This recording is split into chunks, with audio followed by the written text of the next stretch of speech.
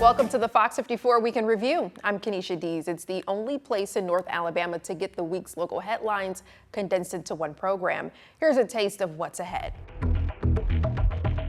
Our top story this week, a major annual concert held in Coleman is making its way to Decatur. Rock the South, which started as a fundraiser for tornado relief, has a new home starting in 2026. Here's why and what you can expect. In case you missed it, the Rock the South Music Festival will be making a big change next year in terms of location. The music festival will be headed from Coleman to Decatur starting in 2026. Thousands of music lovers are expected to be in attendance, but the city will be making its own investments into the music festival. Fox 54's Gabe Glassman fills us in on the excitement. The Decatur City Council discussing investments and incentives at Monday night's meeting. One resolution which was passed means Decatur will be committing $5 million over the next 5 years to the Rock the South Music Festival. It is making the move from Coleman to Decatur for their 15th year. City documents show Decatur will also be seeing a large portion of parking revenues and camping fees going back to the city as well. At the end of the day, we believe Rock the South in its 15th year was ready for the next step, and we believe this positioned this step was right for us. And so for that, it was an easy decision. Rock the South is also paying $50,000 annually toward infrastructure improvements. City leaders say this is an exciting time for the River City. It coming to the city of Decatur could not be a bigger accomplishment, a bigger move for the city of Decatur, as we're going to see so much growth out of this. North Alabama is seeing a huge growth all the way around, and this is something that gives not only folks in North Alabama, but folks regionally and throughout the U.S. a reason to come to Decatur and see what all we have to offer. This city has rolled out the red carpet for us. We're just excited to welcome people from all over the country to this great city. This feels like what we started 13, 14 years ago back in Coleman, where we had these OG parties where it was local connections, because at the end of the day, we'll bring people from all over the world, all 50 states, probably 25 plus countries will come to Decatur for Rock the South. But the cool part about it is it's really, at its core, supported by the community that it's in. This right here is a huge stepping stone in continuing to grow the city of Decatur, and I could not be more excited. The official 2026 lineup for the festival will be releasing on Tuesday morning. In Decatur, Gabe Glassman, Fox 54 News. The vote on that resolution discussed tonight passed 4-1. Peachtree Entertainment, the parent company for Rock the South, owns the 150 acres of land the festival will take place at, which they say will add leniency for weather conditions and have room to grow in the future. It's a lineup, I think, for everybody. I think there's really something for everybody. There's some massive names. There's some names with some state recognition that's on fire right now. I'll just say that. Some that are pretty local to here. But I do believe that fans of this style of music, young and old, will have a great time at Rock the South this year. I think you're going to find the original talent like Jason Aldean and stuff, to some of those anchor people, but you're also going to find Zach Top, you're going to find Riley Green, you're going to find Jesse Murph, you're going to find Big X the Plug, you're going to find things that are going to transcend generations. And so whether you're a 50-year-old female or you're a 25-year-old, there's something for everybody. Fans are already excited for the new venue and lineup that Rock the South Music Festival will bring to Decatur. But how will an influx of tens of thousands of people impact traffic in the city of Decatur? Well, Decatur and Rock the South organizers are already making plans to deal with the traffic. Fox 54's Gil Aguayo shows us what that means for the festival. Rock the South has been growing for years, but this year they decided to change things up. I really think it's going to be much larger. So, but we'll see, since this is the first year for us to have this event. But there's been so much buzz and excitement from the community and really the southeastern region, because people from all over come to this festival. So we're going to have lots of visitors here. All those visitors are headed just outside of Decatur city limits. The fields at Decatur will be right off of Gordon Terry Parkway. At 150 acres, it'll mean some growth for Rock the South, which previously had 140 acres at York Family Farms. But the real growth is infrastructure. The city of Decatur and Rock the South organizers will be partnering up to make the place amenable for thousands of people at a time. What we want to do is we're building a facility there on that 150 acres to where we can have wide open fields to park in. That way we can get traffic off those roadways quickly and very efficiently. That way the police isn't standing out in those intersections all day long. So if we can park efficiently and push that traffic fast,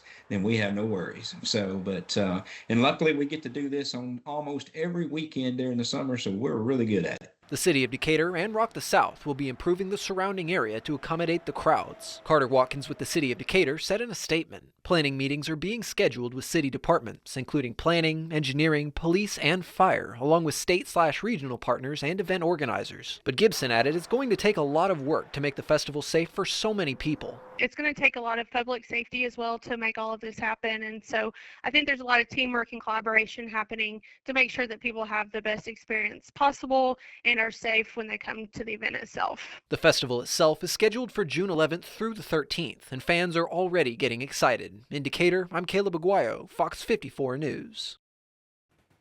Tickets for the 2026 festival open tomorrow at 10 a.m. our time. You can find a link to those tickets at Rock the South's page on our website, fox54.com. We also told you on Tuesday that Rock the South officially announced their lineup for next year. Included are some big names in the country music industry. The event, known as the biggest party in the South, will see Jason Aldean, Riley Green, and Zach Top as headliners. The event will also feature a second stage called the Raised Rowdy Stage. Peachtree Entertainment, the event organizers, say they believe the lineup appeals to all attendees. Deschler High School student August Borden was seriously injured on campus nearly 2 months ago. The matter turned into a criminal investigation this week. We got a major update on the case. The case is closed on a criminal investigation out of Tuscumbia. Almost 2 months ago, Deschler High School football player August Borden suffered extreme injuries outside the school. And today, the Madison County District Attorney's Office provided the final word about what happened. Social media swarmed with speculation for weeks about what happened to August. Some suggested he was beaten up by his own teammates. And doctors found August's injuries consistent with an assault. That led authorities to pursue a criminal investigation. Fox 54's Caleb Aguayo shows us the latest from the case. We uncovered no evidence that would support any kind of criminal charges in this matter. You just heard it for yourself. The criminal case involving serious injuries to Deschler High School student August Borden has ended without any criminal findings. The Madison County District Attorney's Office held a press conference this afternoon to discuss the findings of the case. In it, they said it began with simple roughhousing when a group of Deschler football players headed to their field house from the gym. Officials say as one student wrapped August up with his arms, August fainted and fell onto the sidewalk, going face first into the stairway in front of the school. Investigators went to over a dozen people and got multiple eyewitness interviews, as well as text messages between students at the scene and their parents. Deputy District Attorney Tim Gann describes how they believe it happened. His foot slips off this landing about right here, his left foot, which sends him into kind of a leaning fall through his left side. At this point, he's completely unconscious. He cannot protect himself.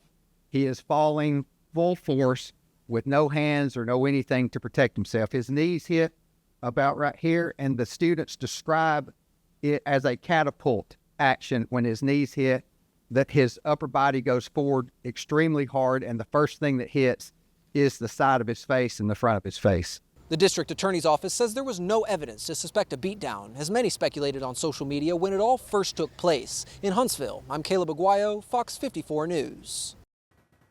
August will navigate the road to recovery with his family. The incident has since spurred the school system to install cameras in front of Deschler High School. For more information about surveillance cameras at schools, check out our Verify on Fox 54+.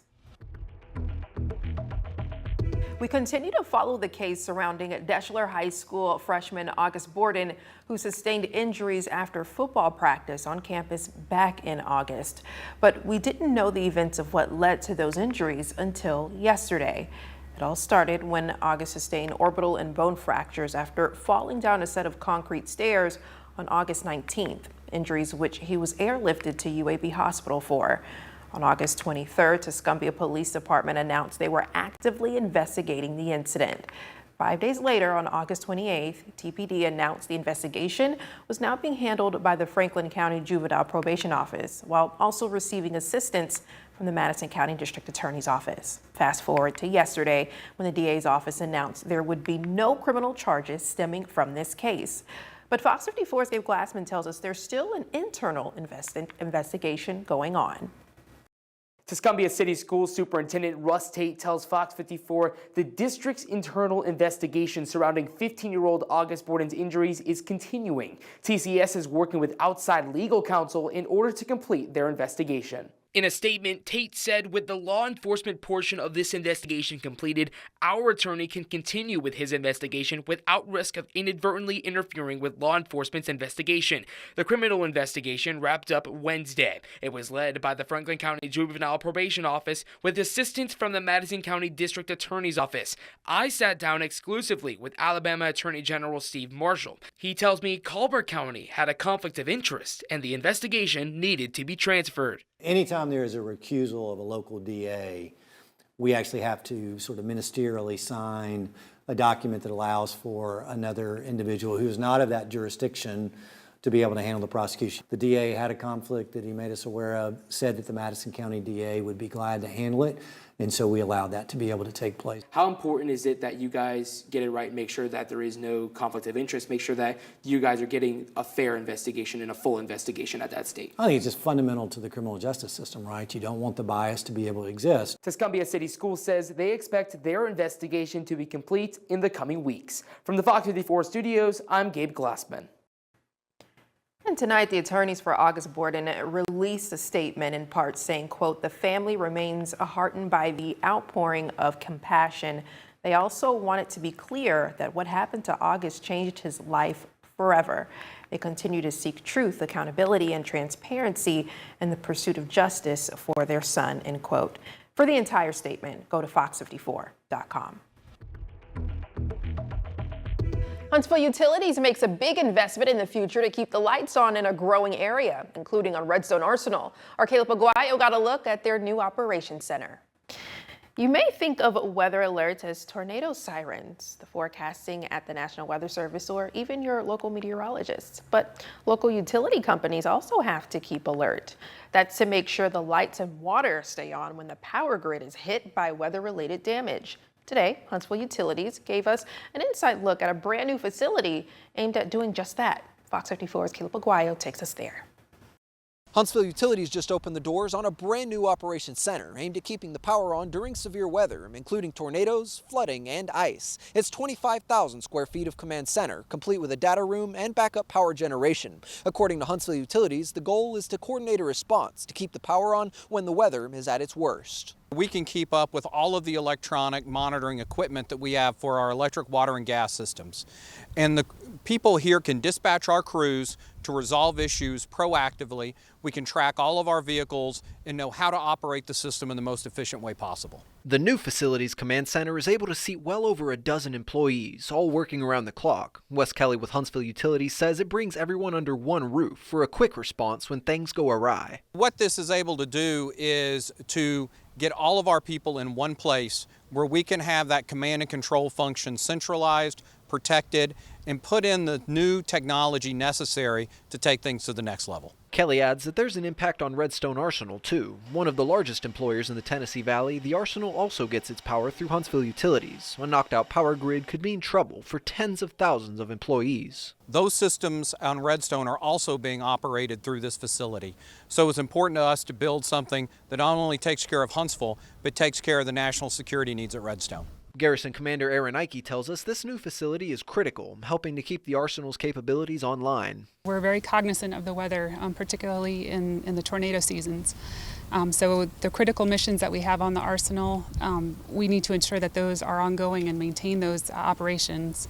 And so Huntsville Utilities has a great operational capability to provide us that resiliency and redundancy for the Arsenal. With the winter weather slowly rolling in over the next couple of months, Huntsville Utilities staff say they're ready for any event. In Huntsville, I'm Caleb Aguayo, Fox 54 News. Huntsville Utilities says the mission is nonstop, providing power to the city and Redstone Arsenal's tens of thousands of employees. They add that the new facility will be staffed 24/7 at 365 days a year. Conversations around homelessness, the effect of the shutdown on the local economy, and a new place for outdoor education are just a few of the other stories we covered this week around the Valley. The Downtown Rescue Mission is taking a creative approach to homelessness. CEO Keith Overholt is spending 24 hours talking with anyone who sits down, sharing stories, building connections, and raising awareness for the homeless community in Huntsville with this year's Conversations on a Bench. According to the U.S. Department of Housing, in 2024, many of Huntsville's homeless community were displaced for reasons beyond addiction, including severe mental illness, veteran status, and domestic violence. Overholt says many are displaced simply due to unfortunate circumstances. Fox 54's Valentina Chilala explains. I was homeless and had nowhere to go. And this place right here is it's a beautiful place. Like I have completely been put back together. Behind me is the bench where CEO Keith Overholt will be spending the next 24 hours. A hard seat for a long day, but a reality that many without shelter face every night. Homelessness is not a comfortable issue. I mean, there's a lot of things about homelessness that are misconceptions, and a lot, I've had some people say, well, you deal with those bums down there, right? Well, that's not who they are. They're people. Sometimes people have to get sick and tired of being sick and tired before they get in our program. And our goal is to actually get the word out for them to come to a place like this, really, so they don't have to be on the streets. The event is helping raise money for the Downtown Rescue Mission's ongoing programs, providing shelter, recovery, and a path to long-term stability. And it's part of something even bigger, with more than 100 shelter CEOs across North America taking part in this two-day initiative. Through these conversations, CEO Keith Overholt hopes to shed light on what it truly means to live without a place to call home. We have to have the tough conversations and be able to change the perspective, because those are still our neighbors. They're in need. That's one's son, daughter, cousin, and we should try and help them as much as possible. We hope that people being able to hear the stories of people who have really been through it will encourage them to give to us, even if that's just time or awareness or people being able to ask questions or send a family member here because now they know that we're here. The Downtown Rescue Mission houses more than 400 people every night. Through this event, Overholt is highlighting the reality of homelessness, shedding light on misconceptions, and showing how their programs rebuild lives and help the homeless work toward lasting independence. In Huntsville, I'm Valentina Chilala, Fox 54 News. Downtown Rescue Mission is open 24 hours a day, 365 days a year, and offers a variety of rehabilitation programs. They hope to continue advocating for the homeless community in Huntsville, one conversation at a time. We're now nearly a week into the government shutdown, and it's on the minds of thousands here in the Rocket City. Today, Fox 54 spoke with local experts about what this will mean for North Alabama's economy going forward. Fox 54's Caleb Aguayo shows us what they had to say. A week of federal shutdown, closed offices, furloughed workers, and frustration with the national conversation. But 6 days into the closure, local experts are weighing in on what kind of effect this will have in the long term. State Representative Danny Crawford says he's hopeful that the shutdown will end soon, but he adds it's impossible to tell. Somebody is going to blink and it's going to get opened back up, and I would hope it's no longer than maybe by the end of this week. But I don't know. Just wait and see. The quicker we can get this resolved, the quicker people can get back to a normal life. State Representative Andy Witt is hopeful too, but he says the longer this drags out, the more fuel goes on the fire. It's certainly my hope that we can get it opened as quickly as we possibly can. I think the longer that it drags out, the more our citizens lose faith in government and the way the government operates.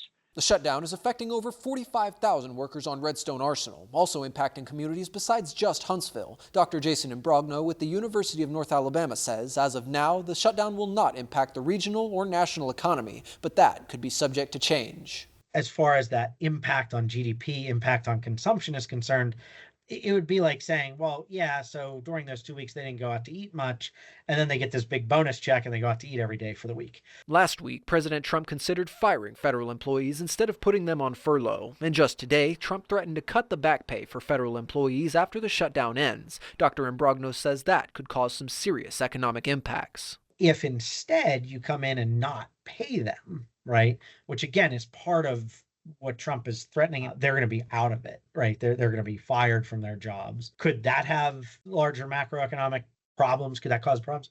Certainly. Dr. Imbrogno says federal programs will have less and less funding as this shutdown wears on, potentially affecting assistance like Alabama's Supplemental Nutrition Program, or WIC. In Huntsville, I'm Caleb Aguayo, Fox 54 News. Representative Crawford says that if it's all too close to home, find a hobby for something to do. The U.S. Space and Rocket Center is offering half-off admission for all furloughed employees and their families until this Sunday. Douglas Elementary School in Marshall County creating a new learning environment for students. Students will soon be able to learn in an outdoor classroom. Classroom will be a way to cultivate learning through hands-on, engaging activities. Fifth graders got down and dirty, helping to put planting soil down while learning the importance of each step in the process. The school hopes the classroom will spark students' curiosity about other STEM-related jobs and grow a deeper understanding of the environment. Studies show that kids learn more when they can get their hands on what they're learning, manipulatives, and in this case, dirt. But we can do so much with it, measuring weather data, plant growth. $3,500 grant from the Tennessee Valley Authority helped make the classroom a reality. The Alabama Wildlife Federation also partnered with the school and was outside helping the students build. Wright says she plans on continuing to apply for more grants in order to expand the building and build more outdoor learning facilities. Douglas, just one of many schools in Alabama taking on this new approach to learning. So this is our newest reporter, Logan Alexandra Russell. Welcome. Thank you. Thank you. So glad to be here. Yes, this is your first time being able to have a little reporter chat. And you were out there at Douglas Elementary. What was that like seeing the kids get hands-on? I mean, it was absolutely wonderful. I mean, they all were enjoying what they were doing. They all were learning. The Alabama Wildlife was out there as well. And just learning more about the grant was absolutely wonderful. That's cool. I mean, I wish when I was in school, I had like an outdoor activity. Not to that extent I experienced it, but that would have been fun, learning more about like the plant life and whatnot. Right. I probably would have preferred that over recess, honestly. Now, recess was fun, so was PE, but for me, that was the extent I got with any type of outdoor activity, really. Right. Yeah. You know, I'm so glad that they're doing that, though. Awesome. Yeah. Well, again, this is our newest reporter, Logan, and she'll be joining us later on. All right. Thank you so much, Yes, Logan. Of course. First-term District 1 City Council member Michelle Watkins gave her inaugural State of the District address, sharing her hopes for North Huntsville. The inaugural State of the District address was held tonight in Huntsville, hosted by nonprofit organization Invest Northwest. In an evening of inspiration, community, and vision, the address by City Councilwoman Michelle Watkins focused on the economic growth of District 1, district accomplishments, and the new projects that are in development. She also highlighted ongoing efforts to improve infrastructure, attract new businesses, and create more opportunities for residents in North Huntsville. District 1 is growing at a rapid pace, and it's best to let the community be informed and at the same time invite them to be a part of the process. Residents have to feel a part of the community to take ownership of it. And you want your community to thrive. You want to shop in your community. You want to live in your community. You don't have to drive outside of your community for anything. And so we're making those things possible. I'll say this, in the next 6 months, people are going to look at District 1 differently. Councilmember Watkins says she holds monthly drop-in sessions to get feedback directly from residents, helping build a stronger, more connected community where everyone has a chance to be heard. Let's wrap up this week by meeting our latest top teacher of the 2025-26 school year. Jacob Tinsley teaches first grade at Chestnut Grove Elementary School in Decatur and sparks joy in his classroom. Now, Fox 54's Top Teacher, sponsored by Calhoun Community College. This week's Fox 54 Top Teacher is in the River City. We get to meet Jacob Tinsley from Chestnut Grove Elementary School. Tinsley loves teaching the littles. We're talking about first graders. I was in awe when I stepped into his classroom, catching them get some hands-on learning. But before we get into that, here was the moment Mr. Tinsley was surprised as a Fox 54 Top Teacher. Mr. Tinsley, you are Fox 54's Top Teacher of the Week. Let's give Mr. Tinsley a round of applause. Come on, Mr. Tinsley. Congratulations. Congratulations indeed. Tinsley says he's been teaching first graders at Chestnut Grove Elementary School for 3 years and wanted to dive into teaching after he spent 1 year during summer camp in Boaz, where he's originally from. It was during that time he was given the opportunity to teach different subjects and learned that first grade was his favorite. Tinsley says hands-on activities like the ones they're playing right now is what helps the lesson stick. They need to learn sound words so they can be able to read fluently. So I wanted to find a fun way to do that, and also kind of get in some motor skills as well. So I just picked up my recycling bin and put it down, and we just started doing 2 at a time, racing to see who could, get this outward first. You see Mr. Tinsley, he's over 6 feet tall, so then you see him with the younger children, the first graders, and it's just a joy to watch. He's kind, he's caring, he's so invested in their learning, and the children just soar in his classrooms. Oh yes, a job well done. Well, we have Mr. Tinsley's full interview on Fox 54 Plus. Download on your TV, watch for free. Also, nominate a deserving teacher on FOX54.com. Congratulations, Mr. Tinsley, and you can nominate a deserving Fox 54 top teacher on Fox54.com. Thank you for watching Fox 54's Weekend Review. Count on Fox 54 Plus to bring you more great programming with in-depth local specials, locked on sports, true crime, cooking shows, wellness experts, and continuing weather coverage. For everyone at Fox 54 News, I'm Kenesha Dees. Have a great weekend.